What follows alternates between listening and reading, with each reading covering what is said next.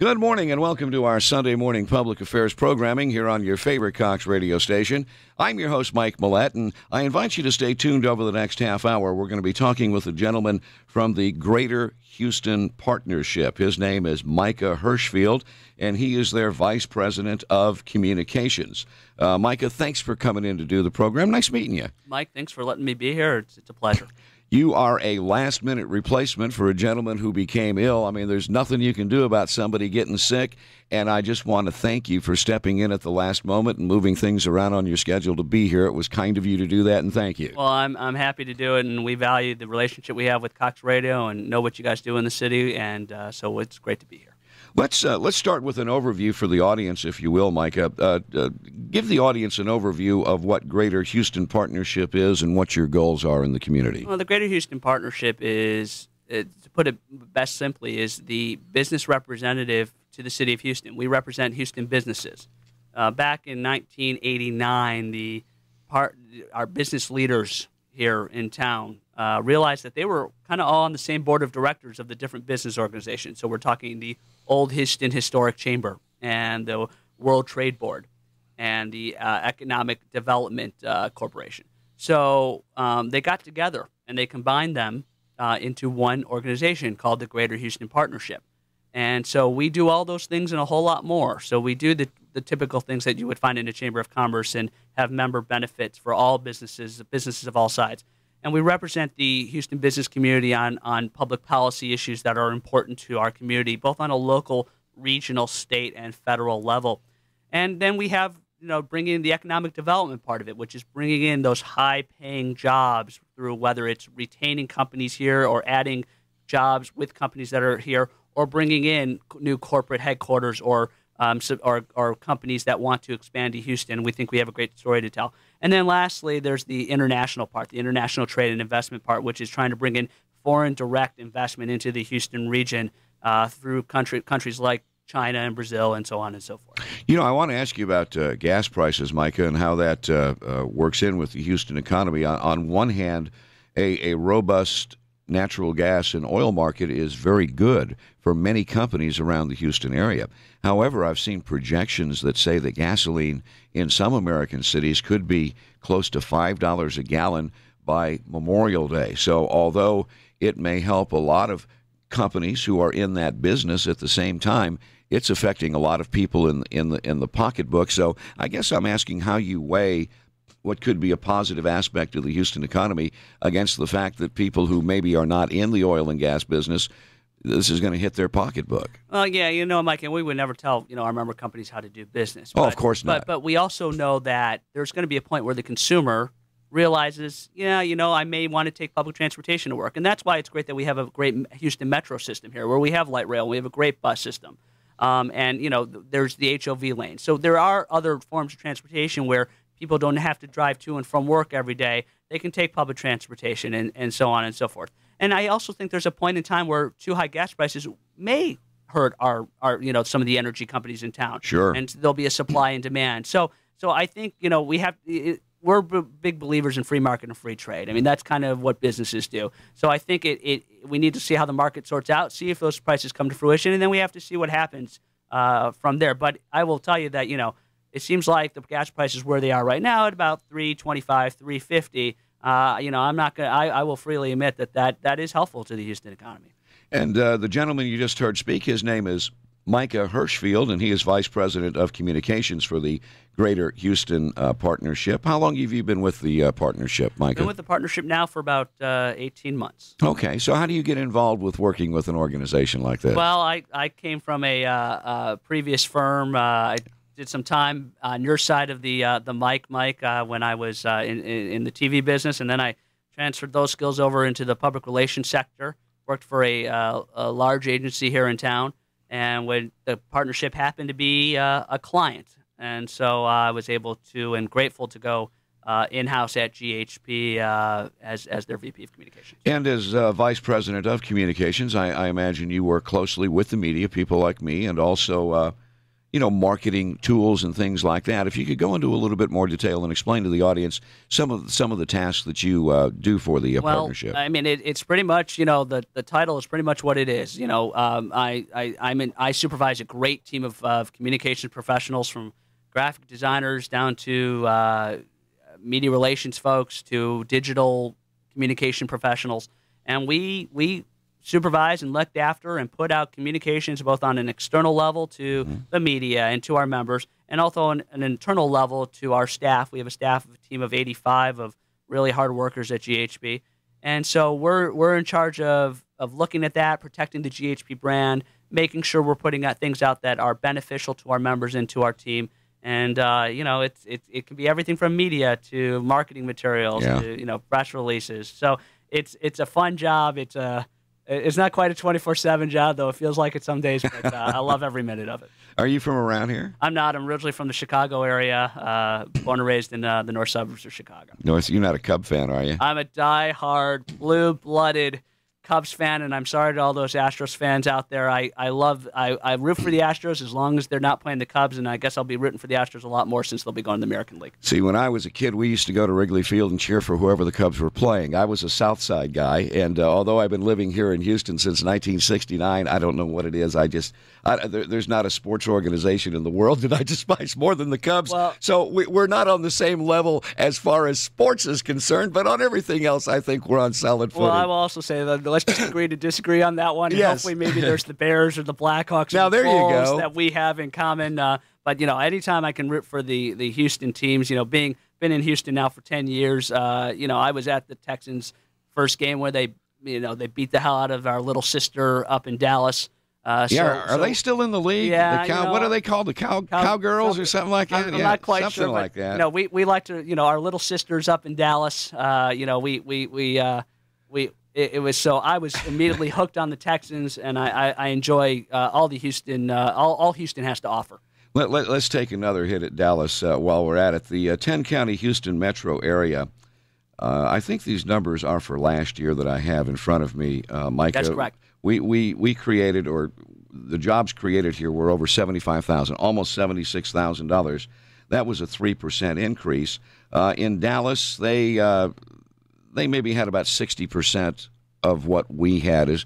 Can you offer any explanation as to why our metro area was producing more jobs than, say, the Dallas metro? Well, I mean, Dallas has their fair share of energy jobs. Obviously, Houston is the energy capital of the world. Yes. I mean, there's no about it. And I think that adds a lot of credence to it. I think we were extremely benefited. We were benefited extremely by the Eagle Ford Shale, which runs from Laredo up to College Station. That has sort of brought up a mini drilling boom that really took place when the moratorium in the Gulf happened from the spill out there. So I think there's a variety of things. I think really it also goes just to the fact that our member companies, those companies that aren't members of the partnership, but they're working hard, and people in Houston care about our community, and they work hard, and they spend dollars, and they keep the dollars here in the community, and that helps promote jobs, and that helps grow our tax base, and that's really beneficial to us. There's a variety of economic factors. Energy is one of them. Healthcare is one of them. But it took a hurricane to put us into this last recession. Yes, we were the last major metro area to go into the recession, and it took a hurricane. It took Hurricane Ike to put us in there, and we were the first major metro area in the country to come out of the recession. And we have since recouped all the jobs we've lost and started growing again. There is no other major metro area, major city that comes even close to us on that note. And the gentleman you just heard speak, his name is Micah Hirschfield. He's Vice President of Communications with the Greater Houston Partnership, discussing a number of items today, including the local economy.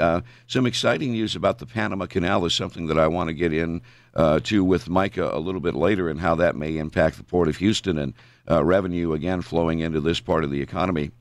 I want to ask you if Micah, if the Greater Houston Partnership has a vision for the future. And before I ask you that, let me say that when I moved here in 1969, if you went past Bel Air Boulevard on the Southwest Freeway, you were in the country. Alief was the country, The town itself had maybe 1 million people. And My point is that I have been fortunate enough to be a part of this community for a long time, and I've watched it expand, and I've watched it grow. And, of course, there's good and bad that came with that expansion. Mostly good, I'll be honest with you. So that's my question. Does the Greater Houston Partnership keep a crystal ball in their offices and look ahead to what things are going to be like 20, 30 years from now? Well, Mike, I got a great kick and I love the history part of this. I got a great kick of what the Chronicle did this week, which was publish some pictures of what Houston was like. I think it was back in 1950, and they showed the old KPRC building. Yes. What happened to be where the Williams water wall is. Right. I didn't know that. I used to work at KPRC, and I didn't even know that. So and just all around it was just green fields, and that was just back in 1950. So it's amazing to see how far this community has come in 60 years and expanded out, and to see the diverse, incredible community that Houston is today. You ask about a crystal ball. We know what's coming. We know we're going to add the population of Los Angeles in the next roughly 50 years. But and given all that, we know we have to bring the jobs and the infrastructure and all the other beneficial things to the community that will come to handling all those people out. We have the space. Some would call it sprawl. I would call it good planning. And so we have the space to bring things in. And so we're working towards getting those dollars, getting those federal funding that we need to build the roads and build up the port and so on and so forth. So that's really the key. It's not really having a crystal ball. It's just working, getting down into the weeds and bringing that stuff here so we're ready for all these folks that are obviously moving into our region, and we're happy to have them. Micah, you made a statement earlier about the mass transit around here. Coming from the Chicago area, I think you have a good idea of what real good mass transit is like, and I would disagree with you that we have a good mass transit system around here. What we have is good. I think we need more. Does GHP have a stance on that?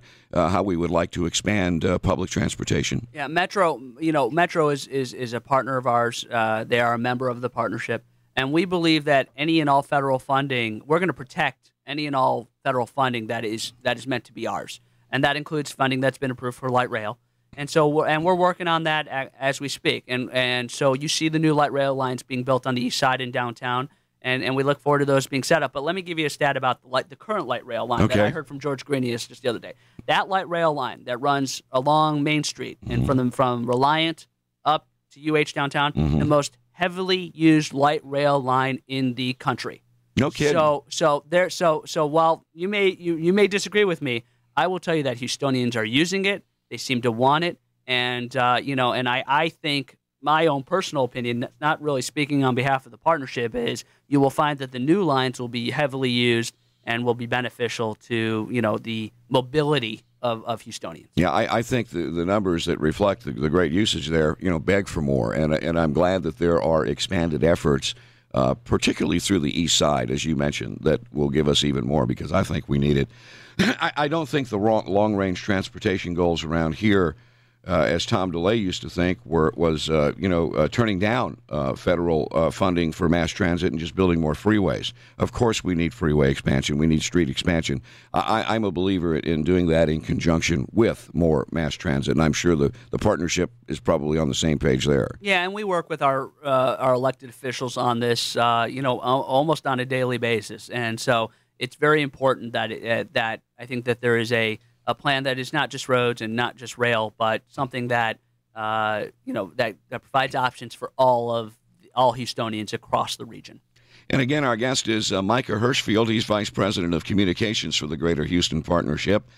Excuse me. Now, in 2014, some exciting things will be happening down in Central America, particularly with the Panama Canal, which I believe might have a tremendous economic impact here in Houston. Take it from there. Yeah, it's truly, and this is about as overused term as you can hear, but it's truly a game changer. I mean, the Greater Houston Partnership firmly believes that as the Panama opens their new lanes, and these are lanes that will be able to take pretty much the largest of those big, enormous vessels that traverse our oceans. They will be able to go through the canal, whereas now only the medium-sized ones can go through. And they'll be able to come up through the canal and into Houston. And this will very quite possibly, and we believe, will make Houston the port for the entire middle of the United States. We're talking about 300 million people. So Houston will become, and we already are Dallas' port, but Houston could quite possibly become Chicago's port and could become Minneapolis' port, where formerly it was Seattle, and they'd have to offload the stuff in Seattle, put it on a train, go up over those 12, 15,000-foot mountains in the Rockies, and all the way down into Chicago. We now have double, and in some cases triple rail tracks where you can go to and from here in Chicago. And so we truly believe it's a game changer. There are some projections out there that show that Houston could become among the top 3 ports in the world. And that's with China's growth and Brazil's growth. So we are truly very bullish on the Panama Canal. We do think it's a game changer. The other great part about 2014 is it's also the 100th anniversary of the Houston Ship Channel. And I didn't know that. Another little known fact, and our president and CEO Jeff Mosley loves to talk about this, and he's wearing on me, and it's a good thing. But President Roosevelt, when he signed the funding bill for the Panama Canal, because the United States was a huge part of building that, he also signed the bill to fund the dredging and the building of the Houston Ship Channel. So there's a lot of synergy. There's a lot of synergy there. We intend to help the Panamanians celebrate in 2014, and we will be celebrating here. It's also our 25th anniversary of the partnership. So there's a lot of things. 2014 is going to be a big year. I know that you were just down there in Panama recently. You told me that as we were chewing the fat out there in the lobby before turning it on the microphones. Share with the audience your experiences down there in Panama, if you will, and just expound a little bit more on what you found out down there. Talk about the people. Talk about the building project. Talk about the backslapping and handshaking that you did. Yeah, Panama is truly it's one of those just countries that is just it has so much potential, and it's getting there. It's truly great how this funding to expand the canal was approved. It was a referendum of the Panamanian people, and so I think it's just about a $7 billion project, give or take. And so they chose to vote for it, and so they've been able to do it. We were able to see them build these gigantic new lanes.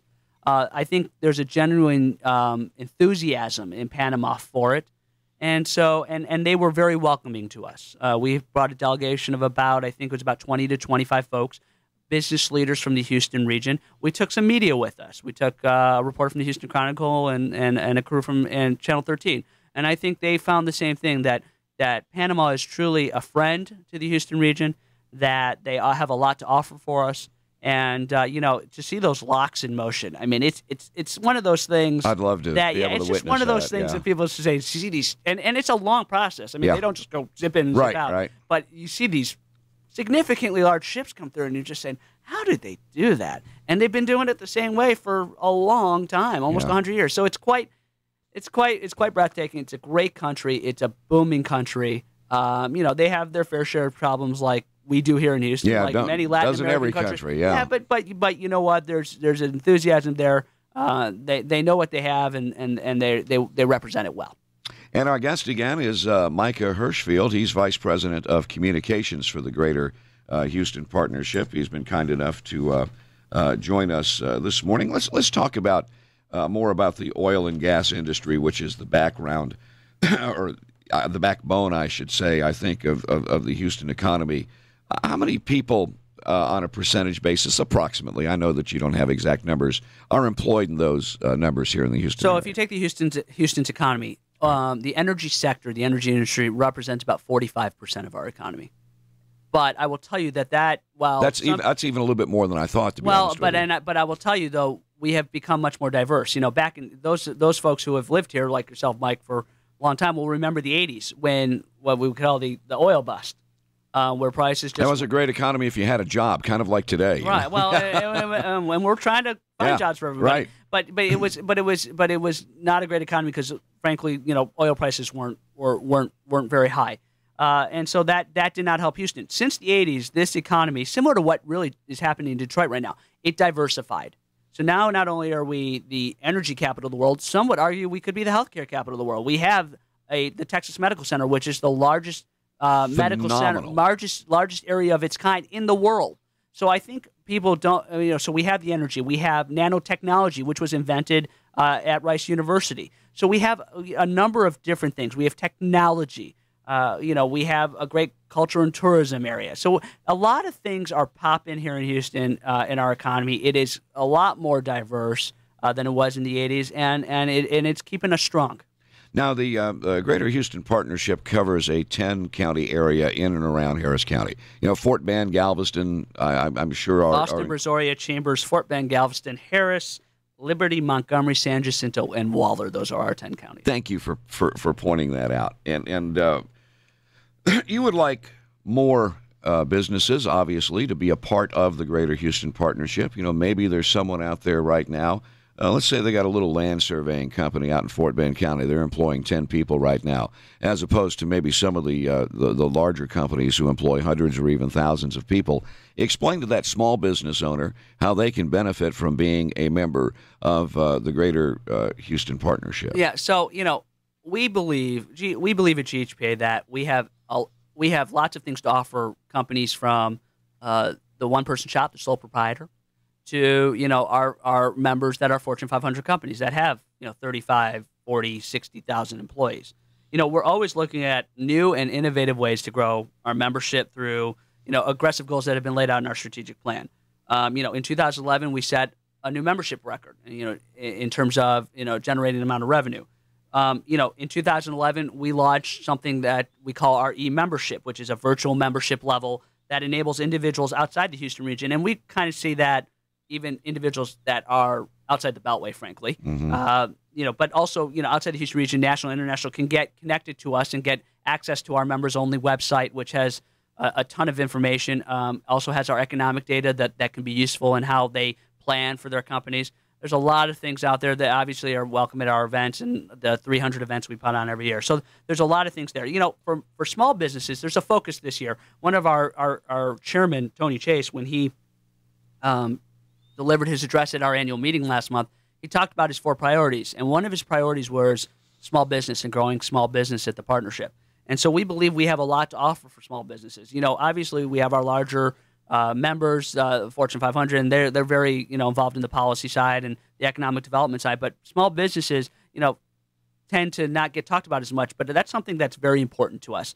And so we have things like the Goldman Sachs program, which is a partnership we have with HCC and the city of Houston, which helps educate and tell people about how to run their business and get them up to date on the latest trends, and that's something that we've been working with the city and Goldman Sachs on. We have our RFP Links database, which is a database of all requests for proposals in the Houston region. So a Houston company can look at the request for proposal in their specific industry and apply for it all there. And that's a database that only we offer. Nobody else has access to that. I mentioned our members-only website. That's, again, something that we find is extremely beneficial. We just redesigned it last year, and we believe it's a really useful tool that could help any company in this region.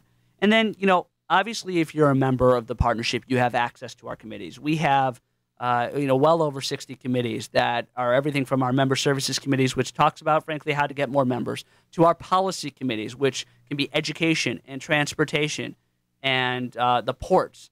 And there's a Panama Canal. I mean, there's so many different things that we do at the partnership and that we want our Houston businesses to have an impact on, and we want to hear their voice.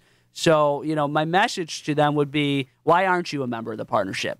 Because, you got to join and you got to participate. The part of joining organizations is, to get your bang for your buck, you got to be a part of it. You got to participate. And we want everybody to be members. We believe that we are a communal voice, that with more we can be more powerful. And so I would encourage the businesses to look at us, to try and join us. And membership levels are based on the size of your business. So, the small businesses don't pay, a small business of 2 or 3 people doesn't pay the same amount as a larger business, and that's a good system to do it.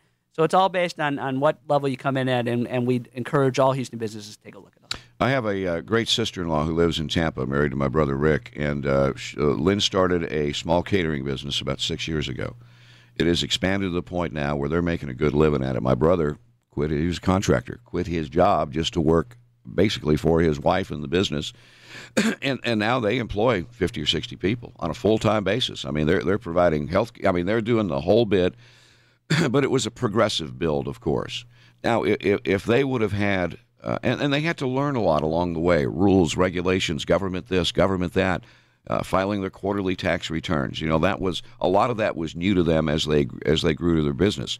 if there is a similar business in the 10-county area around Houston, in other words, if they would have been in the Houston area when they started their business, how would they have benefited? Would y'all have stepped in and answered a lot of those questions, or just help them not get around the regulations, but get through the regulations and be in compliance and things like that? I think the greatest benefit we would have to a company like your brother and sister-in-laws would be in the networking portion. Okay. We truly offer the ability for businesses to come and talk to each other. We have more than 2,100 members, but frankly, there are other companies that come to our events that may not be members, and we allow them to do that. We want them to join and you can talk to them, and that is how you get to know people. That is how you grow your business. And then there's the RFP links that I mentioned earlier, where you could you could respond to a request for your proposal in your particular industry. So while we don't necessarily help the rules and regulations, that's not sort of what a chamber of commerce. That's not sort of what we do. You may be able to meet somebody at a partnership event that can help you with that, and grow a relationship with them, and grow a relationship with a law firm that might need some catering 2 weeks later, and the timing was perfect. So that I wouldn't say we necessarily get into the weeds like that, but we absolutely have companies that can help, and we do encourage our member companies to offer discounts to other member companies. We talked earlier, Micah, about how the Houston has just grown so heavily over the years. One of the things I wanted to ask you about is population growth. I guess overall, that's a good thing. I guess if we couldn't accommodate the population, if we weren't providing jobs, they wouldn't be coming into our area. So I guess population growth, although we could probably point out some negatives, overall is a good thing for the local economy. Yeah, it adds to the local economy. But let's be honest. There is a large group of people moving south in this country, and has been for quite a long time. And we have been beneficial to that. But as people move, you got more minds coming in. You've got workforce coming in. So that allows us to meet the needs of our companies that are currently here. It allows us to meet the workforce needs of our companies that we hope to bring here.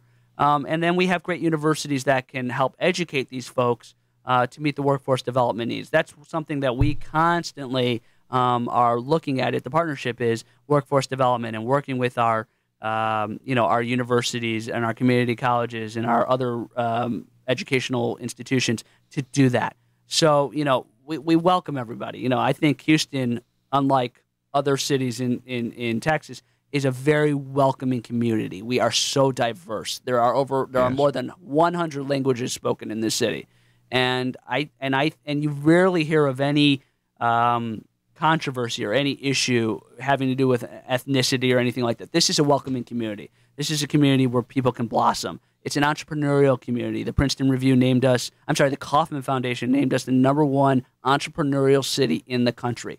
So if you want to start a business, if you've got a big idea, this is the place to do it. I agree with you. I mean, I just love this town. I also love, where I grew up in the Chicago area. It's a great place, but I don't think I would have had it any different coming down here and just being a part of this community for so many years and watching it grow and, raising a family and making so many good friends and colleagues. Micah, we're out of time, but I wanted to give you the floor for any parting words that you might have or anything else that you wanted to bring up. Well, absolutely. We've talked about a lot of stuff today, Mike, but a lot of information. I want to make sure I give out everything we've talked about today. You can find information on the Greater Houston Partnership's website, which is www.houston.org. Really easy to remember, www.houston.org. And you can find information there on economic development, on public policy, on our events. We just had County Judge Emmett at our State of a County event, and we have Mayor Parker coming in April, and we do more than 300 events a year. So there's a lot of things we offer. I urge people to check us out, and we'd love to hear from you. And again, Mike, I want to thank you for stepping in. You weren't our originally scheduled guest. That gentleman got sick this morning. You were kind enough to rearrange your schedule and step in, and we appreciate that, and thank you very much, and we look forward to having you on again. I look forward to it, Mike. Thanks for having me. This was fun. You're welcome. It was indeed, and you were chock full of some good information there. And again, our guest, Micah Hirschfield, and he is the Vice President of Communications for the Greater Houston Partnership. I'm your host, Mike Mollett. Thank you so much for listening to the program, and here's hoping that the rest of your Sunday is a good one. Again, thank you for listening.